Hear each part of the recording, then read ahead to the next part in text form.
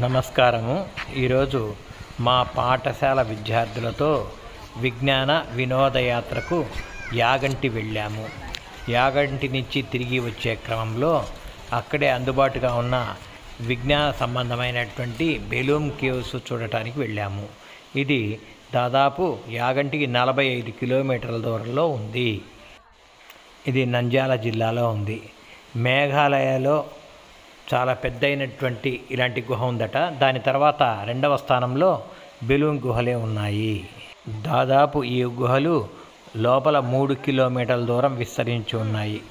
మనం మటుకు 1.5 కిలోమీటర్ దాకా ముందుకు వెళ్ళవచ్చు. ఇక్కడ క్రీస్తుపూర్వము 4500 నుంచి 3500 సంవత్సరాల వరకు ఆదిమానవులు ఇందులో ఈ గుహల్లో నివసించారని చెప్పబడుతున్నది.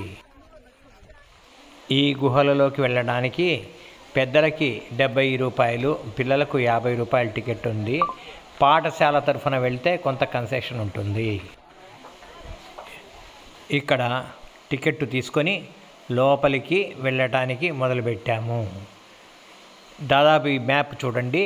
ఇక్కడ ఏ విధంగా విస్తరించి ఉందో మొత్తం తెలపబడింది. ఈ బోర్డు మీద తీసుకోవాల్సిన జాగ్రత్తల గురించి కూడా ఉన్నాయి. తరువాత సందర్భోచితంగా చెప్తాను. ఇలా గుహలలోకి దిగవలసి ఉంటుంది. దాదాపు 50 మెట్లు దాకా ఇలా ఉన్నాయి. ఇలా నెమ్మదిగా లోపలికి వెళ్ళాలి. అయితే ఇక్కడ కొంచెం జాగ్రత్త, ఆక్సిజన్ సరిపోదు కొన్ని సందర్భాల్లో. లోపల కొంచెం వెచ్చగా ఉంటుంది. కాబట్టి ఈ వాతావరణం పడని వాళ్ళు, వయసులో పెద్దవాళ్ళు లోపలికి ప్రవేశించకుండా బయట ఉండటమే మంచిది. ఎందుకంటే లోపలికి ప్రవేశిస్తే ప్రమాదం అంటూ ఏం జరగదు, కానీ కొంచెం ఆందోళనకు గురయ్యే సందర్భాలు ఉన్నాయి. ముఖ్యంగా కరెంటు పోయినప్పుడు, బ్లోయర్స్ సరిగ్గా పనిచేయనప్పుడు చాలా ఇబ్బందులు ఎదుర్కోవాల్సి ఉంటుంది. అయితే ఇలా విద్యార్థులతో వెళ్ళినప్పుడు వాళ్లకు పూర్తి స్థాయి జాగ్రత్తలు చెప్పకపోతే మటుకు మనకు సమస్యలే. అందరూ గుంపుగానే వెళ్ళాలి.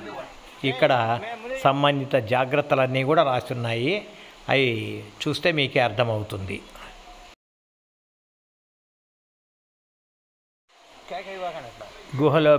లోపలికి దిగంగానే పైనుంచి వెలుతురు కింద దాకా ఇక్కడ దాకా వస్తున్నది. కాబట్టి ఈ ప్రాంతాన్ని చూడండి, ఒక అద్భుతంగా ఉంది. గుహలోకి వచ్చేసాము. ఇక ఇక్కడ దాకే ప్రకృతి సిద్ధమైన వెలుతురు ఉంటుంది. తర్వాత ఏమాత్రం వెలుతురు ఉండదు. కృత్రిమమైనటువంటి విద్యుత్ కాంతుల సహాయంతోనే ముందుకు వెళ్ళవలసి ఉంటుంది. ఇక్కడ లోపల ఉండేటువంటి ఈ విచిత్రమైన ఆకారాలను చూసి మనం ఆశ్చర్యపోతాం. వాస్తవంగా ఇది ప్రకృతి సిద్ధంగా ఏర్పడ్డవే కానీ ఇందులో మానవ ప్రమేయం ఏమీ లేదు. ఇందులో విద్యార్థులతో వెళ్తున్న ఉపాధ్యాయులు ముఖ్యంగా గుర్తించాల్సింది ఏంటంటే గ్రూపుగానే వెళ్ళాలి. పిల్లల్ని వేరుగా పోనివ్వకూడదు. అది ఎవరికైనా చెందుతుంది. అలానే తలపై హెల్మెట్ ఉంటే మంచిది. ఎందుకంటే పైన సన్నటి కూచైనటువంటి రాళ్ళు మన తలకు తగిలి దెబ్బ తగిలే అవకాశం ఉంది. అంతేకాకుండా ఏ కారణం చేతైనా కరెంటు పోతే అక్కడ ఉండేటువంటి బ్లోయర్స్ స్టాప్ అయితే చాలా ఇబ్బందిగా ఉంటుంది. ముఖ్యంగా విద్యార్థులు ఆందోళనకు గురై గట్టిగా అరుస్తుంటారు. దానివల్ల చాలా సమస్యలు వస్తాయి.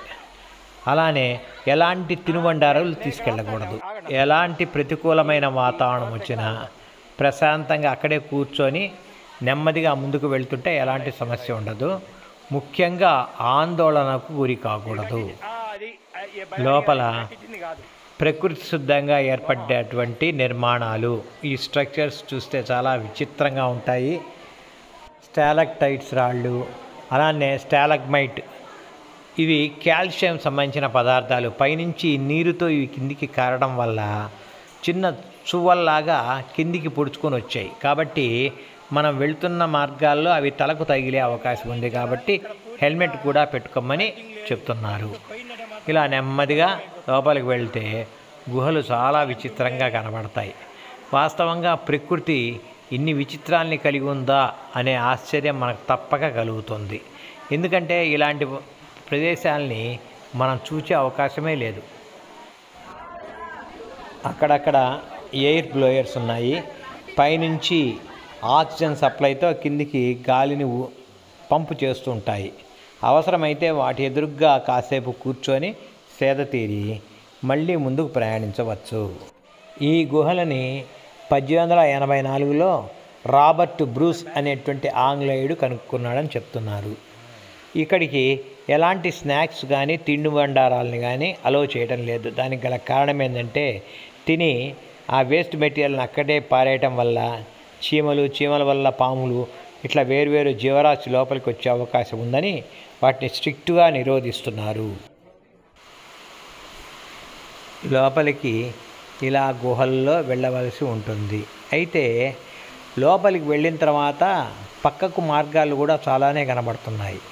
కొంచెం జాగ్రత్తగా ఉండాలి. ఎందుకంటే పక్కకు వెళ్తే మళ్ళీ మెయిన్ స్ట్రీమ్లోకి రావాలంటే కొంచెం ఇబ్బంది పడతాం. అందుకని ఒక క్రమశిక్షణగా ముందుకు వెళ్ళవలసి ఉంటుంది.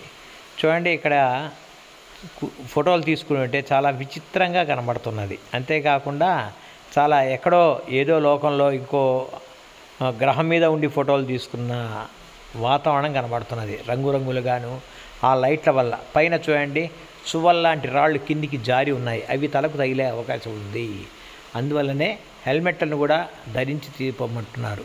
ఇదిగోండి, ఈ బెలూన్ కేవ్లకు సంబంధించినటువంటి పూర్వపరాలు అక్కడ రాసి ఉన్నారు. బెలూన్ కేవ్స్ పైన ఉండేటువంటి ఎయిర్ బ్లోయర్స్, వీటి నుండి గాలి కిందికి పంపు చేయబడుతుంటుంది. ఈ గుహలో కాసేపు తిరిగి బయటికి వస్తే వాస్తవంగా ఏసీలోకి వచ్చినట్టుగా ఉంది. ఎందుకంటే లోపల వెచ్చటి వాతావరణం.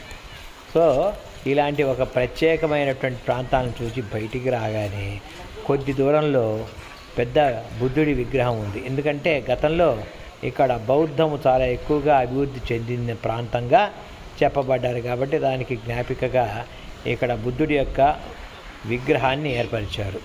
అక్కడ ఉండేటువంటి చెట్ల నీడలో కూర్చొని తెచ్చుకున్న భోజనం తింటుంటే ఒక ప్రత్యేకమైనటువంటి అనుభూతి కలుగుతుంది. అందరూ కూడా మీకు అవకాశం ఉంటే పోయి చూసి సందర్శించండి. మీకు ఈ వీడియో నచ్చితే లైక్ చేయండి, షేర్ చేయండి, సబ్స్క్రైబ్ చేయండి. జై హింద్.